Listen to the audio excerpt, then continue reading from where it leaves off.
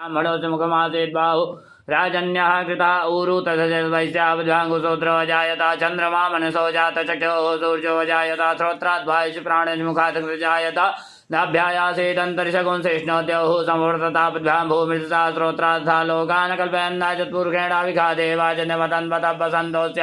सीताचङ्ग्रीक्मितः सरधविः सप्तास्या सन्तरिधयत्रिः सप्तमिधा कृताः देवाजनन्तन्वानावदन्पुर्घं पशुं वाजने जनमयजन्तदेव तानि धर्माणि प्रथमन्यासन्नाते अनागं महिमानः सचन्द्रपूर्वे साध्याः सन्ति देवाद्याः संवृताः पृथिवीरसा चुष्कर्मणः समवर्तताग्रे तशतशाभिदद्रूपमेति तन्वर्तस देवत्वाजानमग्रे वेदाहमेतं बुर्गं महान्तमादितवर्णं तमसा परसा तमे